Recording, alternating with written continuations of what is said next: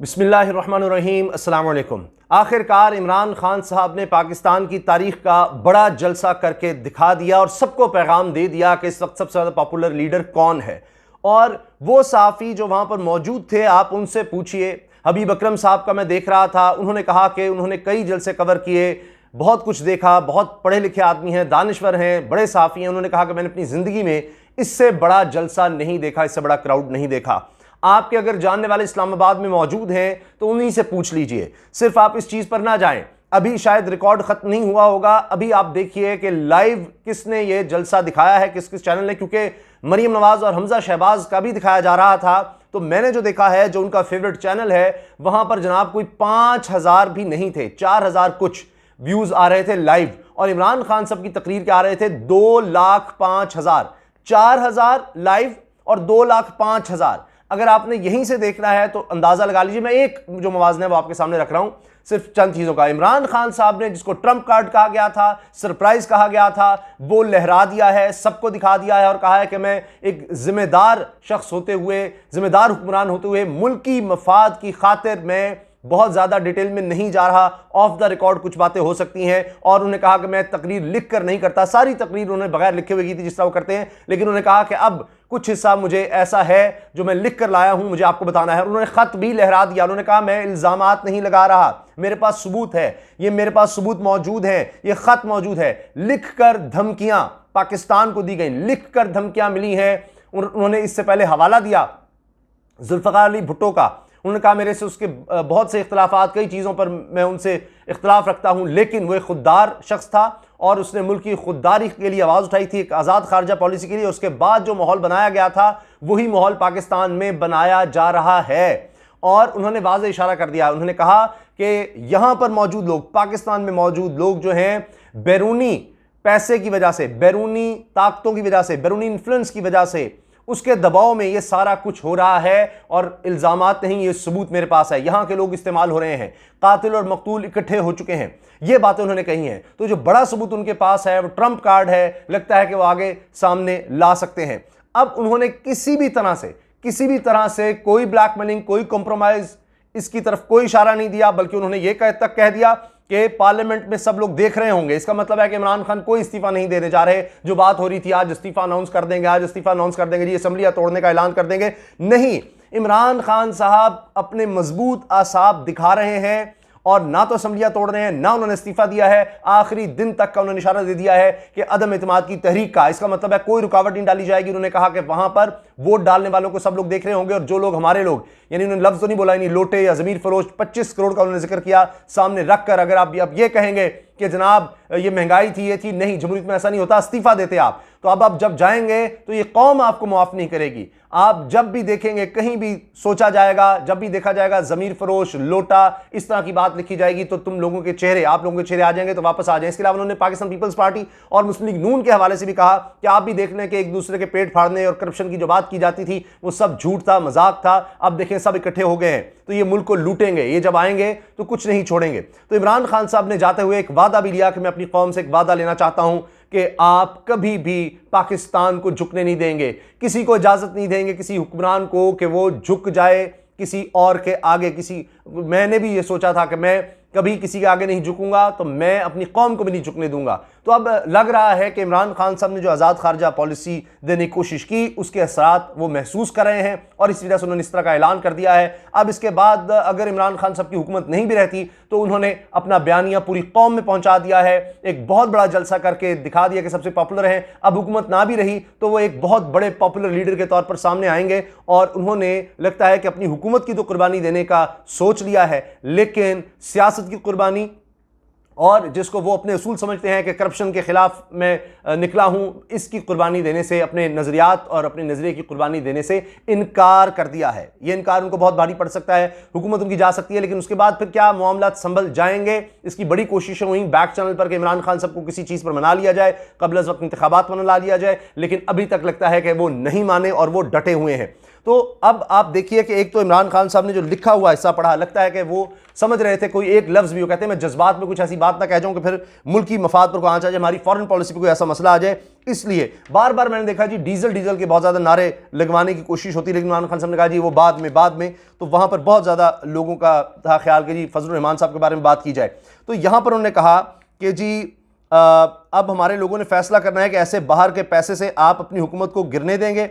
हमें पता है कि बाहर से कहां से हम पर दबाव डालने की कोशिश की जा रही है, क्या मुल्की मफाद में, ये मुल्की मफाद के खिलाफ जो कुछ हो रहा है, लेकिन धमकी दी गई है हम मुल्की मफाद पर कभी समझौता नहीं करेंगे, मैं आपके सामने मुल्की खुद मुख्तारी का मुकदमा रख रहा हूं, ये इमरान खान साहब ने कहा।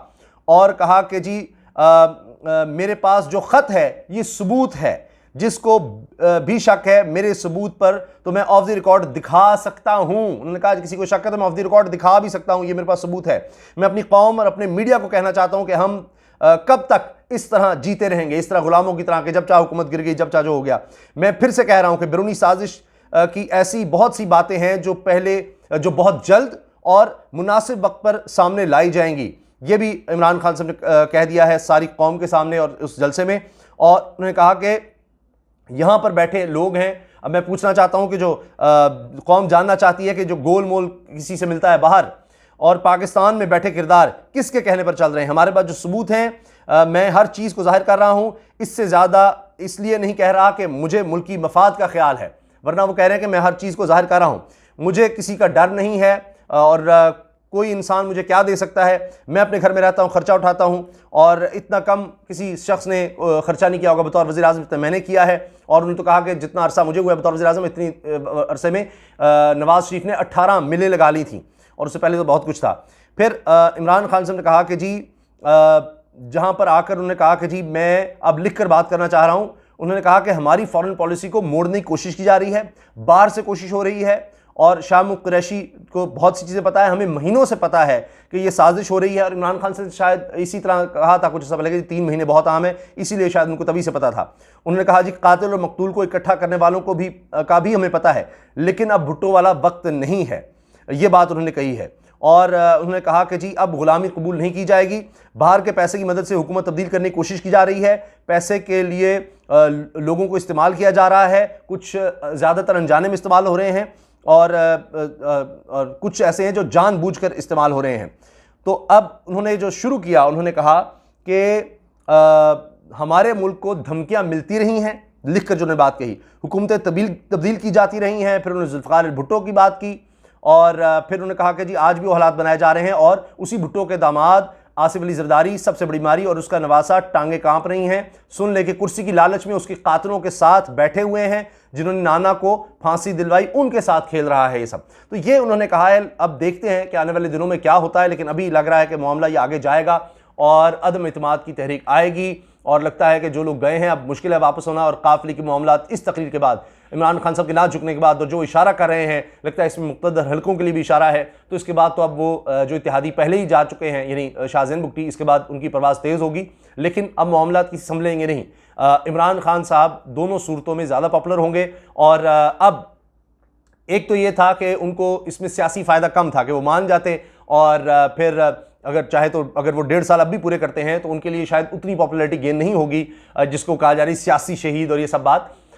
तो वो तो फिर वो नहीं हो सकेंगे, 1.5 साल वो कंटिन्यू कर जाएंगे। तो और अगर कबल वक्त इंतखाबात का भी करते हैं तो अभी तक तो ये लग रहा है कोई नहीं माने, तो उसमें भी उनको लगना था कि चलो जी मिडिल ग्राउंड उन्होंने ले ली है, लेकिन लगता है कि वो बिल्कुल आखिर तक जा रहे हैं और अदम इत्मीनान वो कहते हैं ले आएँ। तो अब देखना यह है कि उस हद तक जाया जाता है। इमरान खान साहब तो उसके लिए तैयार हैं, उन्होंने इस चीज़ का ऐलान कर दिया है और अब वो ये देख रहे हैं कि इसके बाद वो और पॉपुलर होकर शायद जिस तरह शेख रशीद कह रहे हैं 2/3 अक्सरियत के साथ वो आ सकते हैं, क्योंकि उनकी पॉपुलैरिटी ना सिर्फ अब तक कायम है बल्कि पहले से बढ़ गई है। हबीब अकरम साहब की बात मैंने की है और मेहर अब्बासी साहिबा हैं, उन्होंने भी कहा है कि जी हम ये बदयांती कर रहे हैं। अगर कोई ये कह रहा है कि जी ये बहुत बड़ा जलसा नहीं था, बहुत बड़ा क्राउड नहीं था, तारीखी नहीं था, अनप्रेसिडेंटेड नहीं था, तो हमें अपने बायसेस यानी अपनी जानबदारी जो है कम से कम इस चीज़ में बतौर जर्नलिस्ट नहीं दिखानी चाहिए। उनका ये कहना है इतनी यानी कामयाबी इमरान खान की कि इतने ज़्यादा लोग आ गए, तो वो जो बयान उनके खिलाफ बनाया जा रहा था, ना सिर्फ वो दबा, हर हल्के को उन्होंने पैगाम दे दिया है कि मैं खड़ा हुआ हूं, अगर गिरानी है हुकूमत तो गिराओ, लेकिन अपने उसूल पर समझौता नहीं होगा। उनकी तकरीर के 3-4 मेन हिस्से थे। एक तो पहले उन्होंने बहुत, मैंने देखा कि जज्बाती नजर आए, जितने लोग इकट्ठे हो गए, जाहिर है वो समझ रहे थे शायद इतने लोग नहीं आएंगे, तो वो इंतजामात कम पड़ गए, तो वो एक थोड़े जज्बातीपन था उनको कि मैं शुक्रिया अदा करना चाहता हूं। मैं बार बार वो शुक्रिया अदा कर रहे थे अपनी कौम का, किस तरह से लोग पूरे मुल्क से आए हैं, उन्होंने बहुत शुक्रिया अदा किया बार बार मुख्तलिफ जगहों पर, और फिर शाबाश भी देते रहे। तो उसके बाद उन्होंने कहा कि जी मैं सियासत में क्यों आया, नज़रियात का उन्होंने बताया कि क्यों उन्होंने देखा कि फ़लाई रियासतें तो बाहर बन रही हैं, और नबी करीम सल्लल्लाहु अलैहि वसल्लम की अगर सुन्नत देखें, उन्होंने जो किया तो फ़लाई रियासत तो वो थी कि गरीब का साथ देना है, रियासत जिम्मेदारी उठाएगी। तो मैं उस हवाले से मैंने देखा कि हमें कौम ने आगे जाना है, मुल्क ने आगे जाना है, तो हमने रियासत मदीना के उसूलों के ऊपर चलना है, पैरवी करनी है, नबी करीम सल्लल्लाहु अलैहि वसल्लम की सीरत पर चलना है। तो ये मेरा नज़रिया था, ये मेरी सोच थी जिसके लिए मैं सियासत में आया। और फिर वो बताते, उन्होंने अगले से बताया कि वो क्या कुछ कर चुके हैं। उसमें उन्होंने बताया कि हम एहसास प्रोग्राम, राशन कार्ड लेकर आ रहे हैं, सेहत कार्ड लेकर आ रहे हैं। फिर उन्होंने तकरीब में डैम्स का बताया कि क्यों नहीं पहले डैम बनाए गए, इन्होंने मुल्क लूटते रहे। फिर 1 किलोमीटर जो है वो 23 करोड़ रुपए कम में हम बना रहे हैं। तो मुझे पहले यकीन नहीं आया, लेकिन फिर पता लगा कि ठेकेदार से एक बात हुई दोस्त की, तो उसने कहा जी मुझे 2013 वाला रेट चाहिए।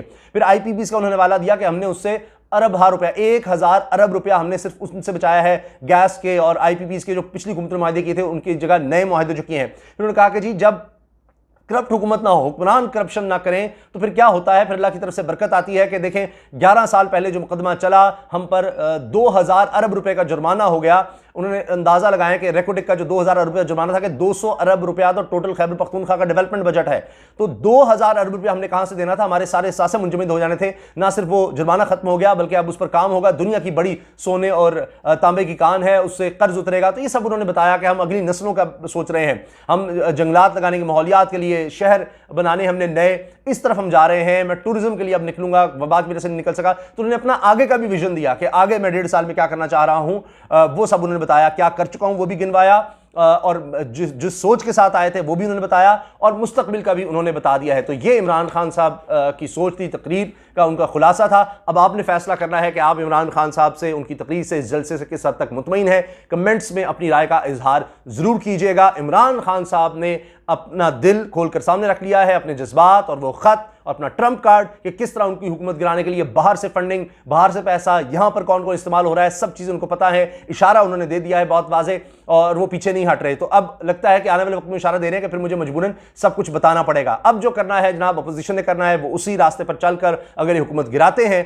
तो उसके बाद उनसे कुछ नहीं संभलना, और उसके बाद वो और ज्यादा एक्सपोज होंगे, और इससे फिर इमरान खान साहब और ज्यादा मकबूल होंगे। तो लगता है इमरान खान साहब ने जो अपना माजी देखा है कि हार के बाद जीत मिलती है, तो इस वक्त वो वक्ती तौर पर ज़ाहिरी हार के लिए तैयार हो गए हैं कि आखिर में उन्होंने वर्ल्ड कप जीता था। इसी तरह एक दौर में उनके पास एक सीट थी, फिर उन्होंने ये भी हुआ कि इलेक्शन का भी बायकॉट किया था, बड़ा नुकसान उठाया था, लेकिन आखिरकार फिर हुकूमत में आए, पहले खैबर पख्तूनख्वा में, फिर बाकी हुकूमत में। अब वो फिर इस चीज़ पर, ये दाव पर, सब कुछ दाव पर लगाने जा रहे हैं, सारी हुकूमत दाव पर लगाने जा रहे हैं, अदम इत्मीनान को फेस कर रहे हैं कि ठीक है अगर हुकूमत ना भी रही तो उसके बाद कम से कम दोबारा आएंगे तो अपने उसूलों के तहत तो आएंगे कि हम किसी के आगे झुके नहीं, मैंने उसूलों पर समझौता नहीं किया, दबा नहीं और डटा रहा। तो अब देखते हैं कि अपोजिशन इस पर क्या करती है, और इमरान खान साहब के हवाले से बड़े कॉन्सिक्वेंसेस भी हो सकते हैं। आगे हो सका तो हम बात करेंगे कि अब इमरान खान साहब को हटाने के बाद क्या प्लान हो सके अपोजिशन के, क्योंकि उनको भी पता है इमरान खान उनसे संभाला नहीं जाएगा। तो ये बात हो रही थी कि इसको फौरी तौर पर एक जिम्मेदार, यानी जो लोग हैं उनमें से किसी ने कहा, और हारून रशीद साहब ने गालिबन इसको कोट किया है कि उनका ख्याल था कि इसको फौरी तौर पर फिर हम जेल में डालें, वरना हमसे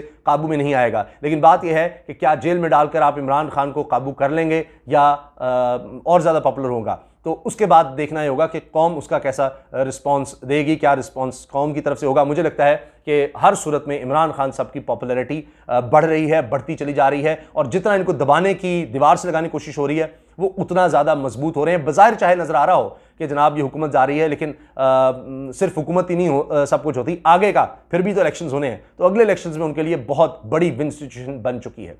अल्लाह हाफिज़। पाकिस्तान जिंदाबाद।